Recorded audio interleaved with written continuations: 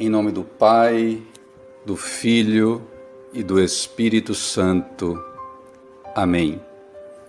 Ó Deus, fonte de todo bem, atendei ao nosso apelo e fazei-nos, por vossa inspiração, pensar o que é certo e realizá-lo com a vossa ajuda. Por nosso Senhor Jesus Cristo, vosso Filho, na unidade do Espírito Santo. Amém. Santa Maria, Mãe de Deus, rogai por nós. Amém. Vou comentar hoje um pouco sobre o Evangelho de nosso Senhor Jesus Cristo, narrado por Mateus, capítulo 5, que versa sobre o Sermão da Montanha, tendo como lastro uma homilia do padre e teólogo Paulo Ricardo, vigário da paróquia Cristo Rei, em Várzea Grande, Cuiabá, Brasil. Ele tem um site maravilhoso de formação católica na internet. O endereço é www.padrepauloricardo.org. Vale a pena você visitar. Bom, nós que estamos exilados aqui neste mundo, deixa eu explicar. O exílio significa estar longe da pátria. Como nossa pátria verdadeira é o céu, então nós, seres humanos, que cremos em Cristo e na ressurreição, estamos exilados neste mundo. Esta é nossa realidade. E o que é santidade para nós? Nós que estamos aqui nesta terra, nesse exílio, peregrinando rumo ao céu. O que é santidade para nós? Santidade, então, para nós aqui na terra é luta. É o dia a dia da luta pela fidelidade a Deus. Ou seja, santidade no céu é glória. Santidade aqui na terra é santificação. É luta espiritual. É batalha. Então, se vivemos esta realidade da luta espiritual, buscando sermos melhores a cada instante, reconhecendo a nossa miséria e a misericórdia de Deus, então somos santos também. Sim, afinal, São Paulo já se referia aos membros da comunidade cristã primitiva como santos. Fazemos parte da comunhão dos santos de Deus, que professamos no credo em toda Santa Missa aos domingos. Lógico, não somos como os santos dos altares, mas somos santos também. Santos na luta da santificação aqui na terra. Agora, como é o processo, O Padre Paulo Ricardo nos ensina para se chegar à glória do céu. Como é essa nossa militância aqui na terra para um dia chegarmos à bem-aventurança no céu?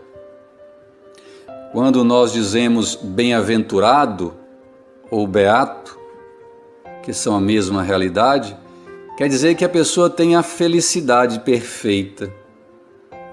Como a felicidade perfeita só a teremos no céu, assim, quando se usa esta palavra em relação a alguém, significa que essa pessoa já se encontra no céu. Normalmente já beatificado pela Igreja Católica, ou então que pelas suas virtudes merece o céu. Então, como é essa nossa militância aqui na terra para um dia chegarmos à bem-aventurança no céu?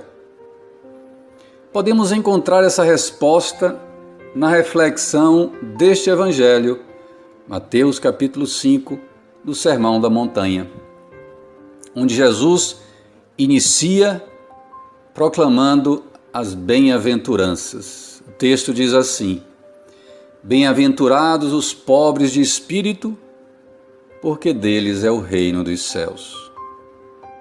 Mateus 5, capítulo 5, versículo 3. Mas o que quer dizer pobre de espírito? Evidentemente que Deus não quer que ninguém, seja pobre materialmente. Deus não quer ninguém na miséria. Então, não é esse tipo de pobre que Jesus está falando, do pobre material, não. Outra coisa, nós compreendemos o que é ser feliz. Nós temos uma noção do que é o reino dos céus, mas precisamos compreender o que é o pobre de espírito, ou os de coração de pobre, como diz algumas traduções, Segundo o padre Paulo Ricardo, a palavra que Jesus usa no original grego para se referir a pobre, na verdade, poderia muito bem ser traduzida como mendigo, mendigo de espírito. Segundo o padre Paulo Ricardo, existem estudos sobre a pobreza na época do Império Romano, ou seja, na época de Jesus, mostrando que a palavra usada por Jesus, como eu disse no original grego, na verdade é muito mais que o pobre. O pobre seria aquela pessoa que tem algumas posses, ou seja, que tem a sua pequena casinha, que tem poucas coisas, mas ele consegue sobreviver. Ele não é totalmente miserável. Assim, a palavra que Jesus usa no original grego quer dizer mendigo, aquele que não tem nada mesmo, aquele que vive da misericórdia dos outros. Se formos então traduzir o trecho de Mateus 5, versículo 3, ao pé da letra do original grego, teríamos que traduzir como mendigos de espírito, coração de mendigo. Ou seja, o que é na verdade o pobre em espírito? São as pessoas que espiritualmente se sabem necessitadas de Deus. Pessoas que sabem que nada podem sem Deus.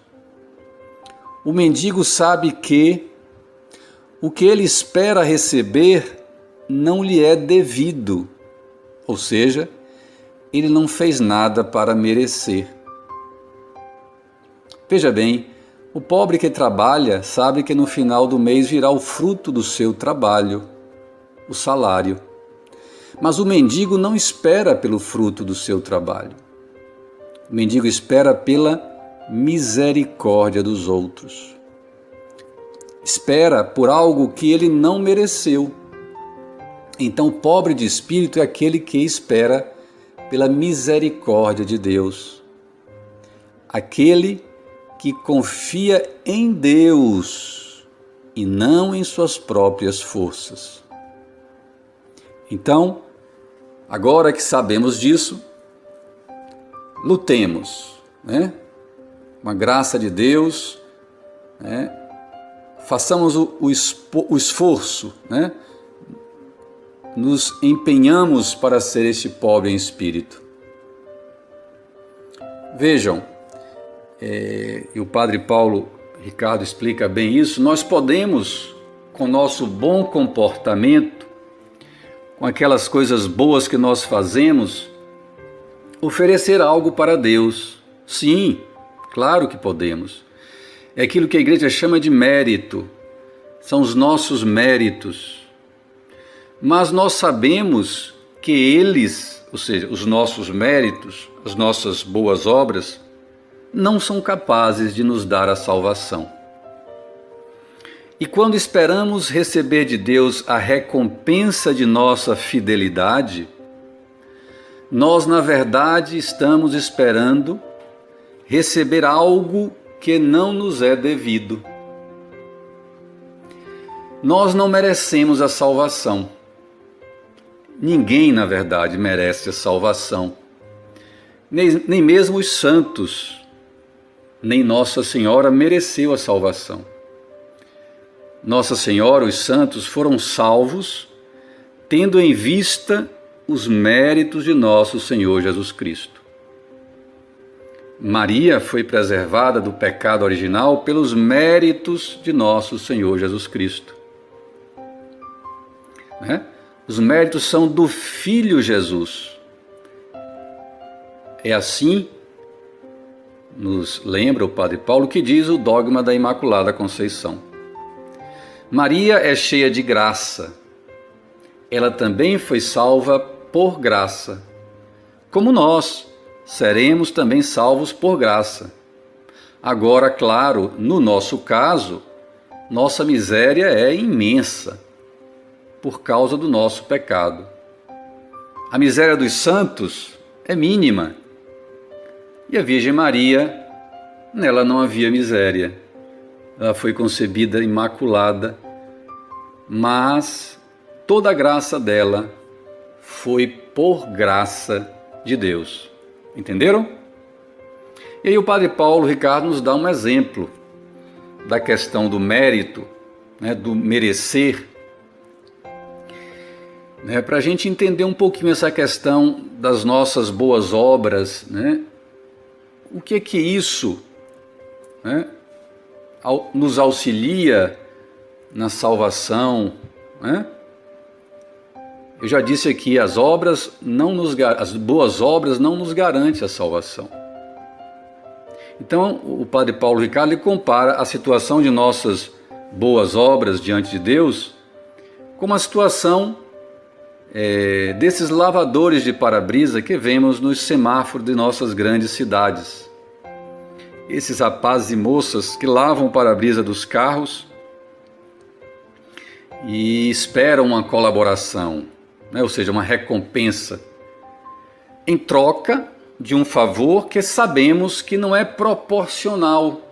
Ou seja, o favor que eles fazem ao limpar o vidro enquanto o sinal está vermelho, esse favor está aquém, ou seja, está abaixo do valor que nós os recompensamos. Na situação precisa dos lavadores de para-brisa, é como se eles dissessem: estou disposto a fazer algo, estou disposto a cooperar. Nós então damos uma gorjeta. Assim é também a nossa ação diante de Deus. Assim é os nossos méritos diante de Deus. É como nós estivéssemos a querer colaborar com a nossa salvação. Na verdade, Deus, quando retribui algo pelos nossos méritos, e o Padre Paulo Ricardo chama a atenção, Ele não está pagando. Não é uma relação de dívida. Deus não tem dívida nenhuma conosco. Quando nós fazemos algo de bom, Deus nos dá a recompensa por causa de sua promessa. A gente pode ver bem em Lucas 6,38. Dai e vos será dado. Será colocado em vosso regaço medida boa, cheia, recalcada e transbordante. Então a relação entre o nosso mérito e a graça que Deus nos concede é a seguinte: a graça continua sendo de graça. É que o mérito, ou seja, as boas obras que nós fazemos, nosso bom comportamento, a nossa obediência a Deus, a nossa oração, a nossa penitência, tudo isso é simplesmente uma forma de dizer meu Deus, eu também quero colaborar com a minha salvação. Entenderam? E na verdade nós sabemos que tudo de bom que nós fazemos é o Espírito Santo em nós que na verdade faz. Não é isso? Paulo mesmo diz em um dos seus escritos que ninguém proclama Senhor, Senhor, se não for no Espírito Santo. Não é verdade? Então, gente, nós vemos a desproporção entre o que nós recebemos de Deus, as graças, e o que nós damos a Deus. Damos muito pouco, não é verdade? No entanto, confiamos que Deus vai nos retribuir não conforme os nossos serviços, mas conforme a sua promessa. E o padre Paulo Ricardo nos diz uma coisa importante. Deus promete agraciar a pessoa que corresponde ao seu amor com amor. Então, Deus, Ele promete nos agraciar, né? Ou seja, agraciar aquela pessoa que corresponde ao seu amor com amor. Por isso, amemos. E amor neste mundo chama-se sacrifício, entrega, doação. É assim então o caminho dos santos. É esse caminho da chamada confiança dependente. Ou seja, dependente, porém confiante em Deus. Sim, confiante de quê? De que iremos receber misericórdia. Nós devemos ter esta atitude diante de Deus. A primeira bem-aventurança, pobre de espírito, coração pobre. Essa é a primeira bem-aventurança. E essa primeira bem-aventurança, ela põe uma relação entre fé, confiança e felicidade. Ou seja, felicidade existe quando nós temos uma fé que confia plenamente em Deus. A fé é confiança. Uma fé que se entrega totalmente a Deus.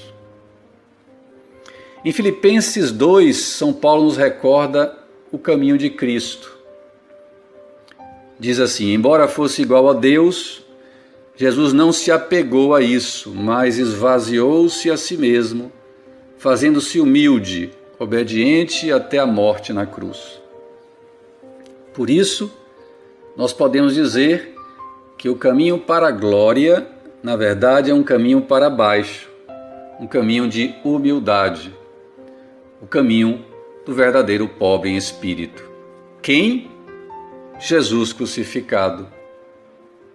Pois ele é o homem mendigo de Deus por excelência, completamente dócil e confiante em Deus.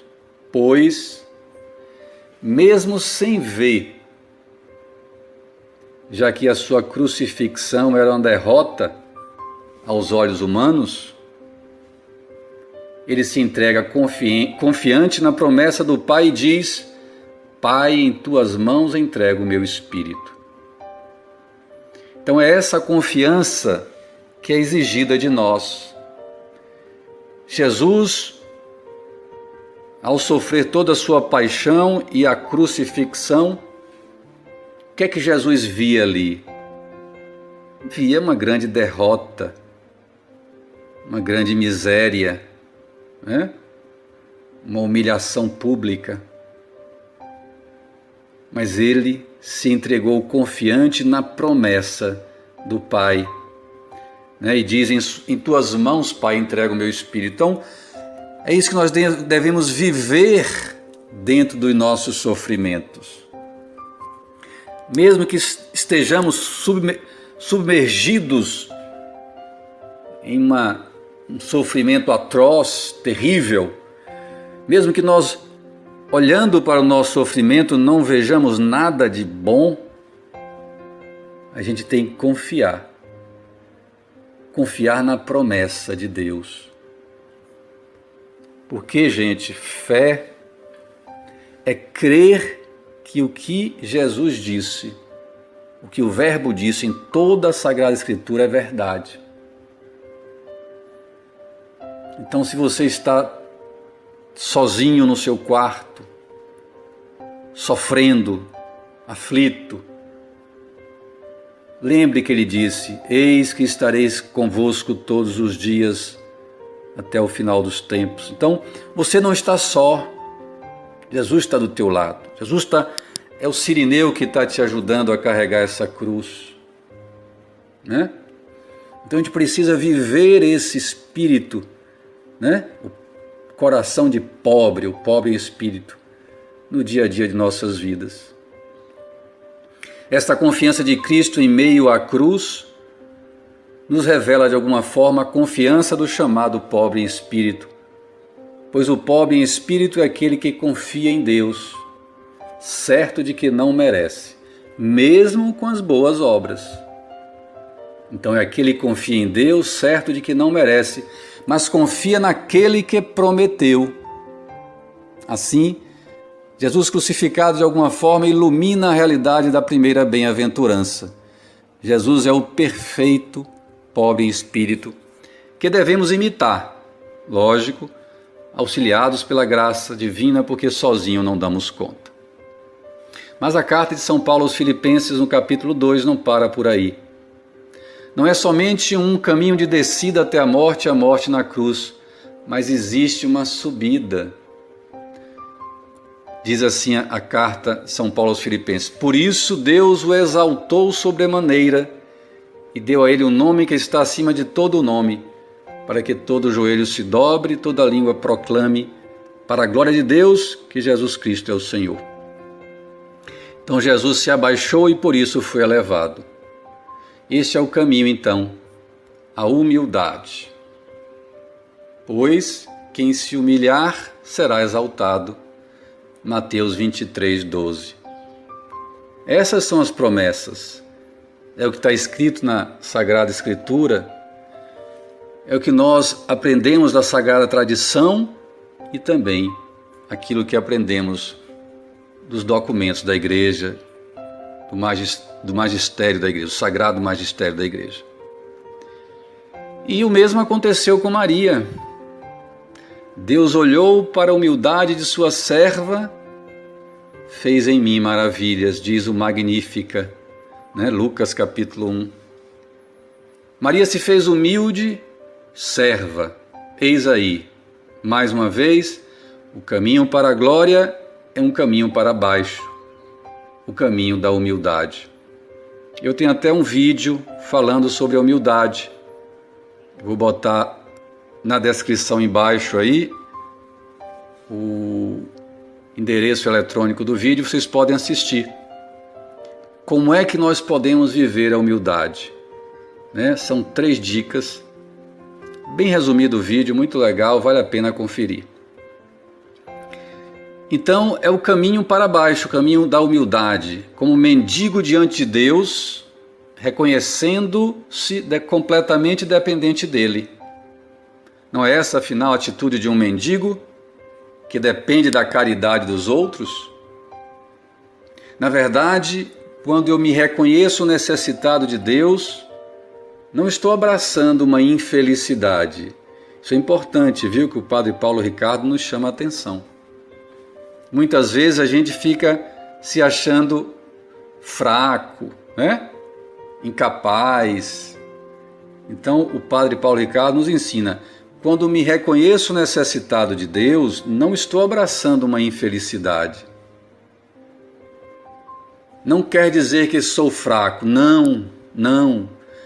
Quando eu me coloco como miserável e mendigo diante de Deus, eu estou abraçando uma felicidade, sim. Porque no coração daquele que é totalmente dependente de Deus, Deus já reinou desde agora neste coração. Afinal, não é isso que pedimos no Pai Nosso? Venha a nós o vosso reino. Então, quando você se sentir incapaz, de realizar algo, né? Quando você se sentir necessitado da força de Deus para fazer algo, não ache que você está abraçando uma infelicidade, que você é um fraco, um sujeito que está à margem da sociedade, à margem daqueles que podem fazer, que acham que podem fazer tudo. Não, não. Nós estamos abraçando uma felicidade, porque no coração daquele que é totalmente dependente de Deus, Deus já reinou desde agora. Que maravilha, hein? Mas para que o reino de Deus comece em nós, é necessário que coloquemos para fora de nós o poderoso, o orgulhoso que está dentro de cada um de nós. Esta é a tarefa difícil, empenhativa que nós temos que fazer. Então, humilde será exaltado, né? Ao nos libertarmos do soberbo que há em nós, o humilde será exaltado. Se formos olhar, como nos ensina o Padre Paulo Ricardo, a história de todos os santos e santas de Deus, que hoje gloriosos habitam no céu, aqui na terra foram todos pobres em espírito, verdadeiros mendigos de Deus, necessitados de Deus, homens e mulheres que viveram da total e completa confiança em Deus, esperando o que? A misericórdia divina. Sim, tiveram méritos, é claro, fizeram grandes coisas, mas existe uma desproporção entre o que eles fizeram e a graça que receberam. Os santos foram agraciados muito mais do que mereceram. Por isso, lutemos para ser humildes e confiemos não em nossas obras, mas na misericórdia de Deus.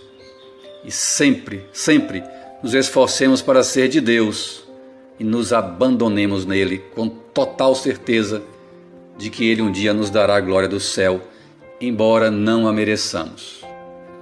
E quem pode nos ajudar neste caminho de descida, neste caminho para baixo, neste caminho de humildade?